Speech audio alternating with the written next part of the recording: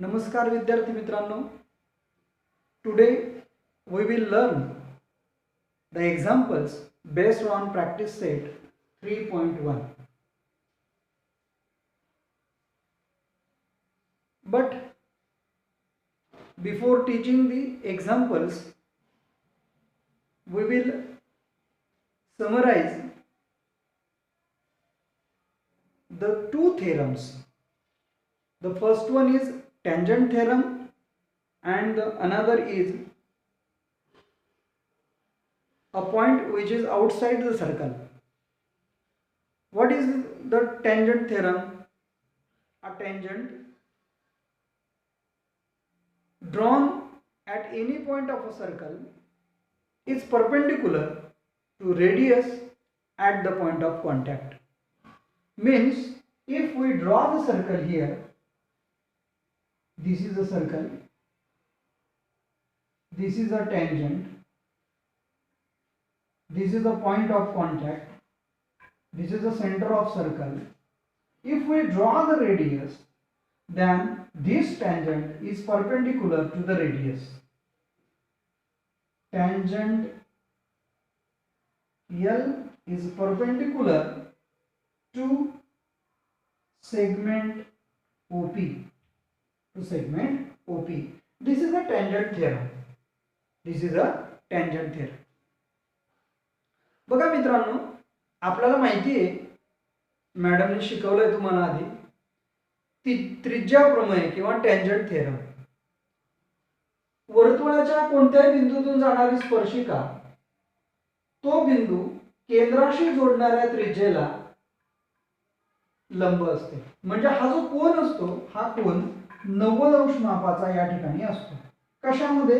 त्रिज्या आणि स्पर्शिका.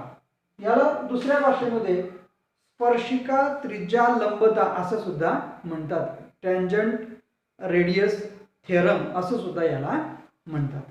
आणि दुसरा एक थिअरम अजून मॅडमने शिकवलाय बघा. Suppose this is a circle, this is the center of circle and this is a point which is outside the circle. If you draw the tangents to the circle from the outsider point P, then suppose this is a M, this is a M. So PM, segment PM and segment PN are the two tangents drawn from the outsider point P. The theorem is that tangent segments drawn from an external point to a circle are congruent. Means both the tangents are congruent. असे दोन theorem. These two theorems we had already learned last time. म्हणजे हे दोन theorem जर आपल्या लक्षात आले असतील तर मग प्रॅक्टिस सेट 3.1 मधलं प्रत्येक गणित तुमच्या लक्षात येईल. बघा, वर्तुळाच्या कोणत्याही बिंदूतून जाणारी स्पर्शिका तो बिंदू केंद्राशी जोडल्यानंतर जी त्रिज्या तयार होते त्या त्रिज्येला लंब असते. म्हणजे ही त्रिज्या आणि स्पर्शिका या दोघांमधला हा जो कोन आहे हा 90 अंश मापाचा असतो. स्पर्शिका त्रिज्येला लंब असते. आणि दुसरी गोष्ट, हा जो सर्कल आहे ओ सेंटर असलेला आणि पी हा त्या सर्कलच्या बाहेरील बिंदू आहे.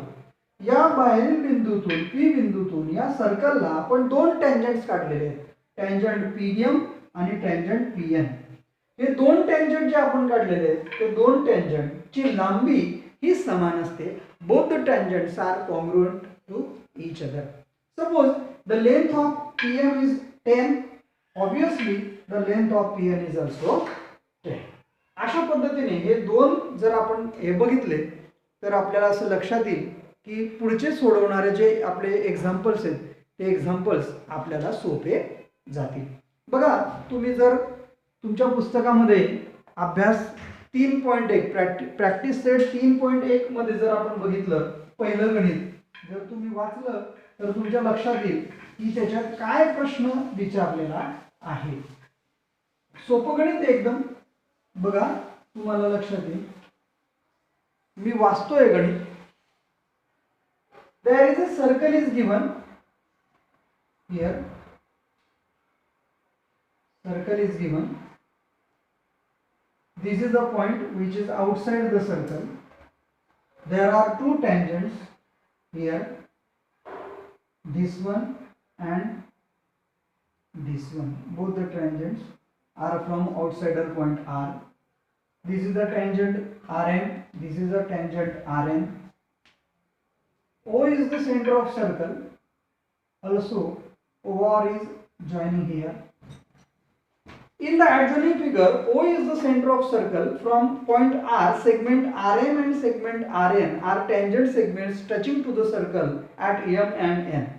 If OR is 10 centimeter, this OR is 10 centimeter and radius of the circle is 5 centimeter. If we draw this radius and it is 5 centimeter, then there are three questions we have to ask. What is the length of each segment? What is the length of each segment? Our first question is that what is the length of each segment? Means what is the length of MR and what is the length of NR? Both questions asked. Second question, what is the measure of angle MRO? MRO. And the third question, what is the angle MRN? MRN. So these three questions we have to ask here. बघा लक्ष द्या, गणितामध्ये असं सांगितलेलं आहे की वर्तुळाचा केंद्रबिंदू O आहे, R हा बाहेरील बिंदू आहे, Rm आणि Rn हे दोन टेंजंट सेगमेंट्स ड्रॉन केलेले आहेत आउटर बिंदू पासून आणि OR ची लांबी दिली आहे 10, OM ची लांबी म्हणजे रेडियस दिली आहे 5 आणि आपल्याला प्रश्न असा विचारला आहे त्यांनी की MR किती, NR किती आणि नंतर या कोणाचं माप किती, दुसरा प्रश्न आहे, आणि नंतर पूर्ण कोणाचं माप किती. असे तीन प्रश्न आपल्याला त्यांनी विचारलेले आहेत. बघा विद्यार्थी मित्रांनो, सोपं गणित आहे एकदम. बघा लक्ष द्या, थोड्या वेळापूर्वी आपण चर्चा केली की in figure MR is tangent, किंवा आपण डायरेक्ट लिहू शकतो MR is tangent, segment OM is radius and so this angle is 90 degree. आणि त्याला आपण कारण देऊ शकतो टेंजंट थेरम. त्याला आपण कारण काय देऊ शकतो, टेंजंट थेरम. बघा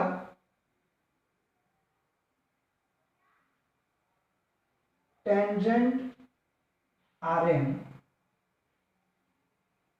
is perpendicular to segment OM. Tangent Rm is perpendicular to segment OM. So this angle RMO किंवा OMR is equal to 90 degree. हे या गणितामधलं एकदम छान असं बिंदू आहे की त्याच्यावर हे गणित आता पुढे अवलंबून आहे. So this angle is 90 degree and so triangle OMR is a right angled triangle. OMR हा काटकोन त्रिकोण आहे. OMR हा काटकोन त्रिकोण आहे. It is a right angle triangle. आता बघा राईट अँगल ट्रायंगल मध्ये there are two sides we have to given and we have to ask the third side. दोन बाजू दिलेल्या आहेत, तिसरी बाजू आपल्याला काढायची. सोपं आहे एकदम. पायथागोरसचा प्रमेय लावा. सांगा कर्ण कोणता आहे या ठिकाणी, which is the hypotenuse, OR is hypotenuse, so OR square is equal to, कर्ण कसा शोधायचा, the side opposite to 90 degree, the side opposite to 90 degree is the hypotenuse of that triangle. And so here OR is a tangent, OR is a hypotenuse, and so OR square is equal to OM square first side and Rm square another side. याला कारण देऊ Pythagoras theorem.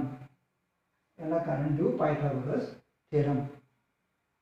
आता बघा किंमत टाका. OR ची किंमत किती आहे 10, त्याचा वर्ग. OM ची किंमत किती 5 त्याचा वर्ग plus rm square. Square of 10 is 100 is equal to square of 5 is 25 plus rm square. This 25 we have to transfer here. So 100 minus 25 is equal to rm square. 100 वजा 25 बरोबर rm square. मग 100 वजा 25 किती? 75. 75 बरोबर 75 is equal to rm square. So rm is equal to taking under root square root on both sides. So rm is equal to 75. If we factorize this 75, we get 25 multiplied by 3. 25 multiplied by 3. When 25 comes from root, we get the length of rm is 5 root 3. Length of rm is 5 root 3. In the same way, here I can write. So if rm is 5 root 3, this rm is 5 root 3. So obviously nr is also 5 root 3. So nr is equal to 5 root 3. If we have to ask the reason why nr is 5 root 3, so we can say that the tangents from the point R drawn to the circle are equal in measure. वर्तुळाच्या बाहेरील बिंदूतून वर्तुळाला काढलेल्या स्पर्शिका खंडांची लांबी समान असते असा आपला थेरम आहे. म्हणून आपण या ठिकाणी तसं कारण या ठिकाणी देऊ शकतो. So nr is equal to 5 root 3. So the answer of our first question we have to calculate. आपल्याला पहिल्या प्रश्नाचं उत्तर या ठिकाणी मिळालेलं आहे की rm बरोबर 5 root 3. त्यांनी mr विचारला, आपण rm काढला, काही बिघडत नाही. rm च्या ऐवजी mr लिहिलं तरी काही हरकत नाही. It is the length of segment. Now second question, find the angle MRO. हा अँगल आपल्याला काढायचा आहे. MRO काढू आपण तो अँगल. सोपा आहे तो पण. मी हे पुसतो.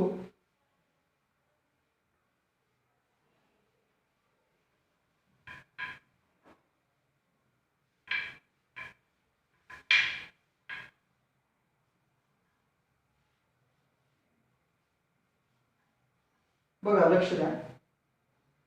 आता या ठिकाणी in triangle OMR angle M is equal to 90 degree. OMR मध्ये angle M is equal to 90 degree. आता बघा मित्रांनो, तुम्ही OMR जर तुम्ही निरीक्षण केलं तर तुमच्या लक्षात येईल OR is equal to 10 and OM is equal to 5. 10च्या निम्मे 5 आहे. 10च्या निम्मे 5 आहे. आता 10 कोण आहे तर कर्ण आहे. 10 कोण आहे तर कर्ण आहे. आणि ही एक बाजू आहे आणि ती कर्णाच्या निम्मे. आपण इयत्ता 9वी मध्ये एक थेरम शिकलोय बघा.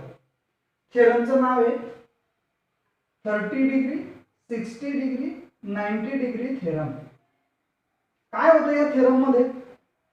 थेरम असं सांगतो, if in a triangle the measures of angles are 30 degree 60 degree 90 degree, then the side opposite to 30 degree is half of the hypotenuse and the side opposite to 60 degree is root 3/2 to hypotenuse.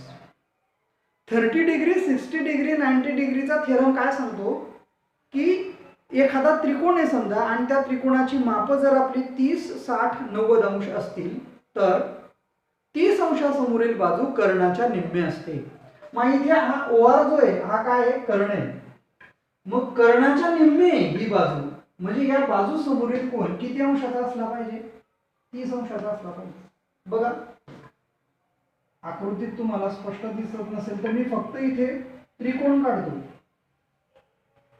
हा 90 अंशाचा आहे, ही 5 आहे, ही 10 आहे. हा कोण आपल्याला विचारलेला आहे. तर या ठिकाणी हा जर 90 आहे आणि कर्णाच्या निम्मे याचा अर्थ हा कोन 30 अंशाचा असला पाहिजे. मग बघा 30, 60, 90 डिग्रीचा थेरम काय सांगतो की काटकोन त्रिकोणात किंवा जर एखाद्या त्रिकोणाची माप अशी असतील 30, 60, 90 अंश असतील तर त्याच्यात कर्णाच्या निम्मे 30 अंशासमोरील बाजू असते. मग त्याचा कान्व्हर्स जर आपण घेतला तर जर कर्णाच्या निम्मे ही बाजू आहे तर या बाजू समोरील कोन 30 अंशाचा असला पाहिजे. आणि या ठिकाणी आपण हा कोन 30 अंशाचा मेजर केलेला आहे. म्हणून या ठिकाणी आता आपण हे आपल्याला मांडावं लागेल की कसं मांडणार. We know the theorem 30, 60, 90 degree theorem. The converse of this theorem is that if the angle, if the side is half of hypotenuse, at that time the angle opposite to that side is 30 degree. The angle opposite to that side is 30 degree. आणि म्हणून या ठिकाणी या ज्या कोनाचं माप आहे या कोनाचं माप आपलं angle MRO is equal to 30 degree. आता बघा जर हा 30 डिग्री आला हा 90 आहे हा ऑब्विसली काय 60 आहे. तर अशा पद्धतीने या ठिकाणी आपण अँगल MRO चं माप 30 अंश काढले. पुढचा प्रश्न विचारलाय त्यांनी. आता जर MRO 30 आहे तर हा सुद्धा किती 30 आहे. हा सुद्धा अँगल कसा आहे 30 आहे. आणि म्हणून अँगल MRN विचारलाय त्यांनी. So angle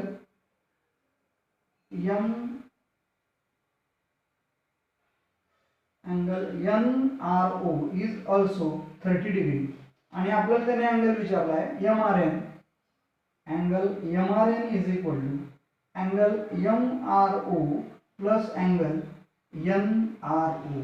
So 30 plus 30 is equal to 60. तर MRN चं माप किती आलं 60. तर अशा पद्धतीने आम्ही या तिघ प्रश्नांची उत्तरं या ठिकाणी सॉल्व केलेली आहेत. बघा मित्रांनो सोपं एकदम उदाहरण एकदम सोपं आहे. तिघ प्रश्नांची उत्तरं आपण या ठिकाणी दिलेली आहेत.